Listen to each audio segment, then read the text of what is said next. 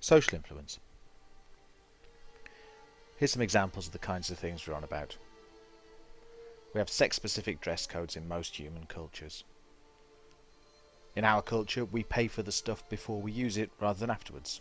Not always, obviously, but in most instances. Also, we're supposed to listen to the teacher in the classroom. We don't always have good reasons for this kind of behaviour. We follow the rules of social influence mostly because they're the habits that we've been built into us. There's no good reason why men shouldn't wear a dress, and if you look at the dress that some men wear in some cultures, it looks like skirts and stuff. Other examples there might be very good reasons for. So listening to the teacher is supposed to help us understand the subject better, and so give us a better grade in the exam. But even when we've got these good reasons, they're not always the real reason, our true motive for behaviour. So we don't always listen to the teacher because we want better grades. Sometimes we do it because we want the teacher's approval. More often, I suspect, we do it because we don't want their disapproval. We don't want to draw down their anger or disappointment in us. And finally, of course, there's good old-fashioned habit and can't think of anything better to do.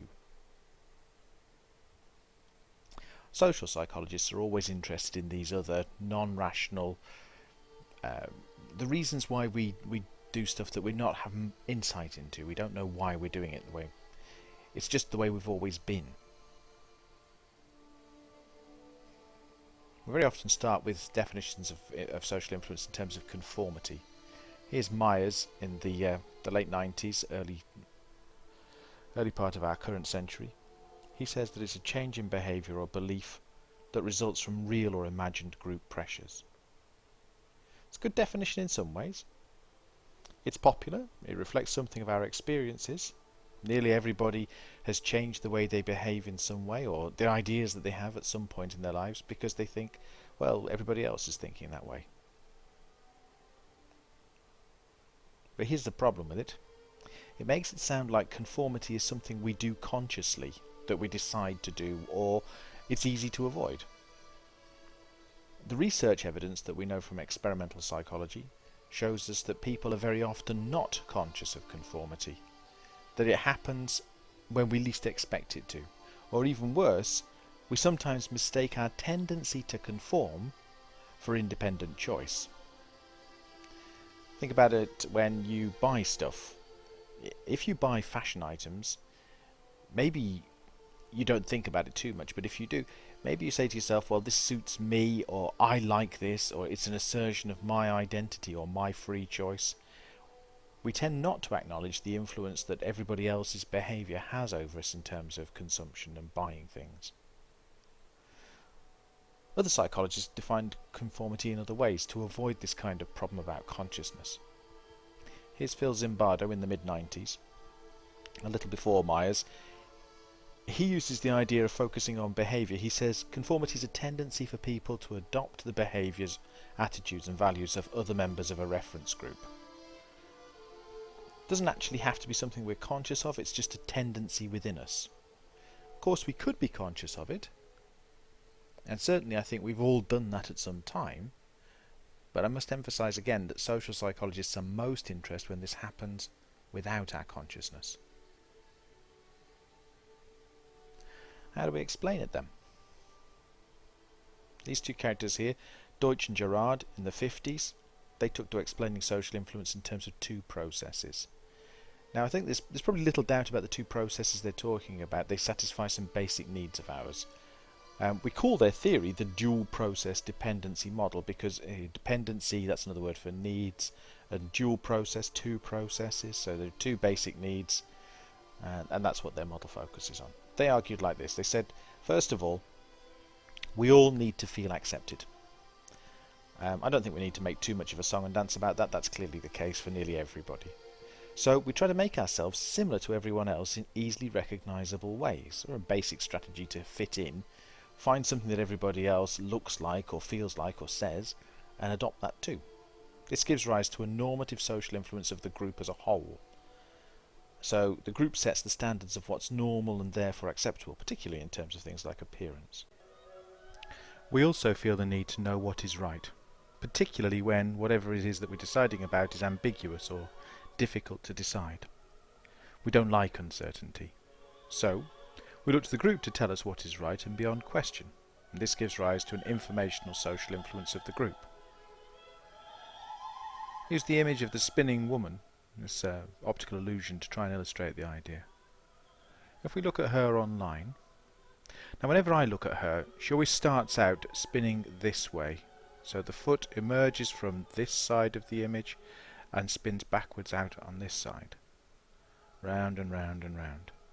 If I look down and look back up, usually she flips and reverses direction. If not, if I move the mouse over the thing, that usually does it for me too. Of course, in reality, there is no spinning woman. There's just a bunch of 2D slides played one after the next. Played at the right speed, the brain infills the details and tries to interpret the image in 3 dimensions.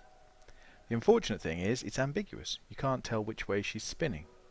So when a group encounters this image for the first time, the ambiguity makes people look to the group to get a decision on what's the right way. Very often you'll find that some members of the group get very angry that their initial interpretation isn't the one that's shared by the rest of the group. The anger's disproportionate to the actual image. You know, there's nothing that important about it, but people get really worked up over this stuff. And the reason is because it frustrates their informational need. They find it difficult to accept that they're not in the right, or that the group doesn't confirm what they suspect to be the truth.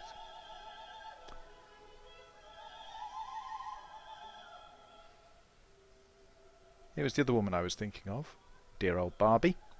She's looked to the group to decide what's right and what's good, and she's adopted some of the things, you know. There's the thing in her hair, a bit of fashion. It's got the colouring of the hair, the eye colouring, the makeup. She's even been on the most extraordinary diet that has distorted her body beyond all recognition.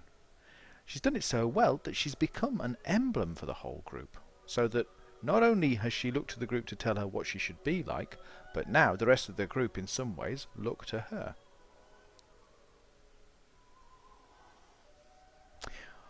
This approach of Deutsch and Gerard has been criticised for separating the effects of these 2 processes out too much. Insko and others suggest that they work together to affect levels of conformity. They'd say it would be more realistic to say that we conform to group norms and beliefs as we come under normative and informational social influences. Another criticism, the dual dependency model sees social influence and the group as a product of the needs of individuals. And this is kind of the wrong way round. Humans are only individuals after they've been through the group processes. When we're born, we are so dependent that we are far more things of the group than we are things of ourselves. Turner, and a lot of other people as well, argue that the individual wants to belong to the group for its own sake. And according to this explanation, we identify with the group and adopt its norms in order to belong. It might satisfy our needs for approval and for certainty, but even if it doesn't, we still try and identify ourselves as members of the group. Think about it like this. We all know groups of people where they have a scapegoat character, scapegoat figure amongst them. He's the doofus, the guy who everybody points at, laughs at, makes a joke of. In some way, they're always telling him or her, you're in the wrong. You don't know the right way to behave. And they're also always saying, and because you don't know the right way to behave, you don't really belong. For Deutsch and Gerard, it's very hard to explain why that person would continue to be a member of that group, and yet we all know that they do. They stereotype themselves to a certain extent as the group loser. And if the group makes things so difficult for them that eventually they can't sustain their place within the group and they disappear, the group very often then goes about finding a new person to fulfill that role. So the group itself seems to need a stereotypically goof-off character to point at and belittle, to scapegoat, in order to lend itself a sense of identity. Deutsch and Gerard can't explain that process because for the individual who gets that role, there's nothing but frustration of the 2 needs that they say conformity is supposed to answer to.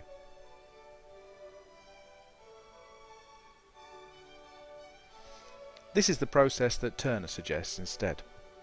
Turner called it Referent Informational Social Influence. The three stages in Turner's approach are acknowledging the group, learning the group's norms, and adapting behaviour to comply with these norms. I've sometimes contrasted this to the experience of the Asperger's person. Most of us have no difficulty at all recognising a group when we see one. In fact, we're so adept at this, we're sometimes not even conscious of it. When we join a group, we sometimes aren't realising what we've done. Behaviours at bus queues or other informal, highly temporary groups show this to be the case. Asperger's people very often find it hard to acknowledge such groups, or any groups at all. And even if they did, they sometimes also find it hard to learn the group's norms. And that's because you and I probably very easily recognise the behaviours that are significant around norm and the behaviours that aren't. The Asperger's person might find that very difficult to do. So in the bus queue, it's normal for people to wait in a line and take their turn and not talk to one another, not get too close. The Asperger's person is looking at the bus queue and notices not only that behaviour, but also that everybody happens to be using their mobile phones to text somebody, and that everybody is also on this side of the road rather than the other side of the road. All of these behaviours are part of the group. You and I know which ones are significant for the norm of the group. The Asperger's person may find it very hard to distinguish that. Consequently, they don't adapt their behaviour to comply with the group's norms. Now, according to Turner, this referent social influence sets normative and informational influences of the group in Deutsch and Gerard's sense of these. So these two processes that meet our individual needs are themselves subordinate to the social influence of the group, the referent social influence of the group. So it tells us the optimum level of conformity for the different members, and also the optimum level of self-stereotyping that the different members of the group should engage in. There's a study by Newcomb from the 30s of a bunch of female college students whose behaviours all adapted and changed around the group norms. Particularly, I think smoking was one of the behaviours that was focused on. Attitudes changed, behaviours changed. In the end, nobody could really pick out why it was. There wasn't an individual who led this change, but it nevertheless took place. In other words, the group as a whole dominated all the individuals within it. Here are types of conformity then. First of all, we have compliance.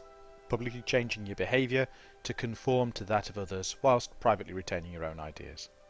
This could be caused by normative influences, like Deutsch and Gerard suggest, going along with the group so as not to upset anyone, or perhaps more often, not to attract their disapproval or ridicule. Take a look at this bunch here. Now these are all these floppy hats, the academic mortarboards and stuff. These are learned, intelligent, independent thinking people. And look at the way they're dressed. Now I am absolutely certain that none of these people would dress like this unless they were convinced the rest of the group were going to dress like this. That conformity behaviour is completely external to the individuals. This is not their preferred mode of dress. They are not persuading anybody else to do it. There's nobody in this group saying, oh, I know what will be good, let's all put on our academic gowns. And yet they all do it. Following on from compliance, we have identification. This is where we publicly and privately start adopting values, attitudes and behaviours of the group. But it's more because we want to feel like we belong, especially when the group includes some extrinsic motivation. Very often that could be, say, the presence of somebody who we find attractive, or the promise of elevated social status, or a sense of security. All of these extrinsic motivators are offered by the group, and if they're not, then our behaviour, our adoption of the group behaviour tends to decay. So we conform to the norms of behaviour of the group, and the individual begins to adopt some of these as part of their daily lives. Here's the group, some kind of weird sect, all wearing their gowns and masks. The preceding norms of behaviour and the underlying values are still retained, so the daily life stuff still goes on. So here's the cult member in his gown, still doing his normal everyday thing. And there are contradictions then between these new identification behaviours and the older stuff that they did. It's not a reliable method of gaining conformity. So we're likely to abandon the norms of the group, especially if the extrinsic motivation, the person who we wanted the approval of or the affection from, isn't present.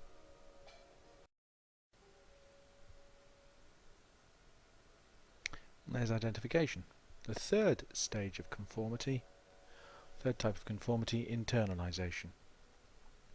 This is about converting wholly to the group. We no longer need its continued presence, and we don't experience our membership as a consequence of extrinsic motivation.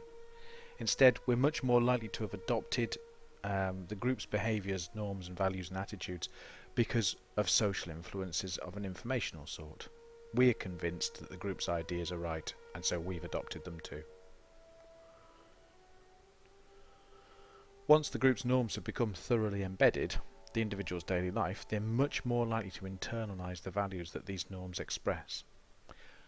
This makes the individual an ideal candidate for promoting the group's values independently. They're the trusted person. They can be relied on to get the message right.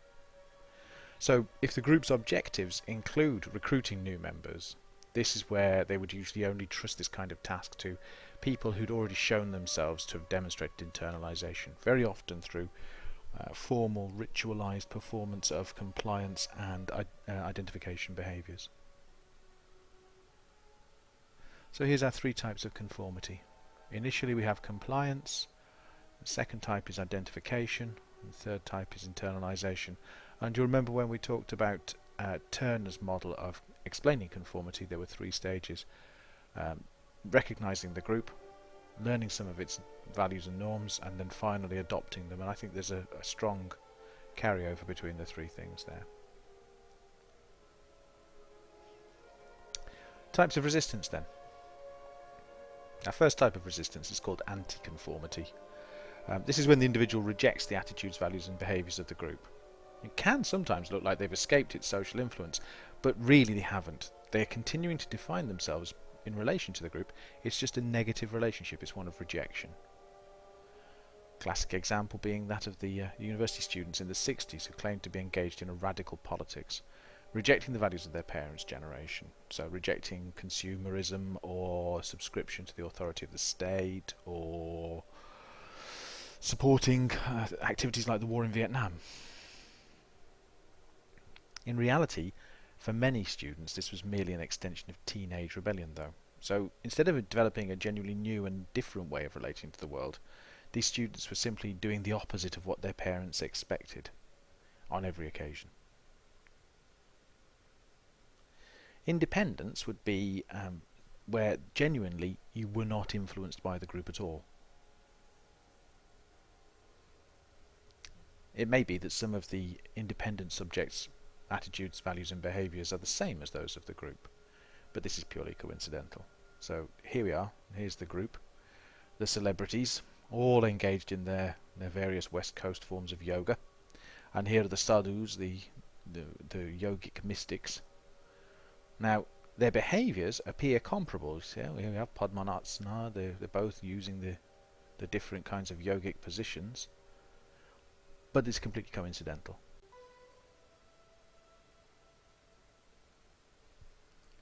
Now, when the group moves on and adopts its new sets of behaviours, changes its norm, in the case of the West Coast, moving from, say, yoga to the Kabbalah and Jewish mysticism, led by good Queen Madge here.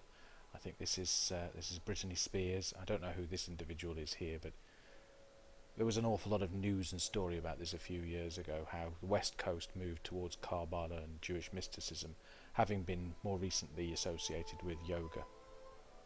So when this happens, the independent individual, the sadhu, doesn't immediately drop all of his yogic training and take up the red thread and the Kabbalah.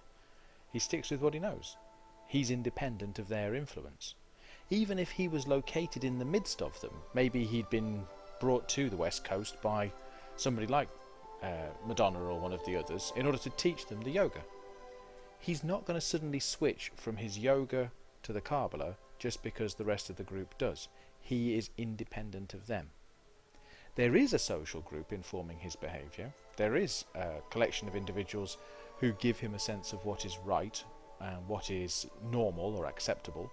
It's just that these aren't the people who do that for him. They're presumably an ashram or a mystic group in India, a teaching or a school of yoga that he's not immediately in contact with because he has reached that third stage of conformity. He's completely internalised the values of that system, which is why he's working separately and independently of it. And that's the third type of resistance. That's the second type of resistance completely told. That's the independent person located within a group that isn't its social reference. And that's the whole of it.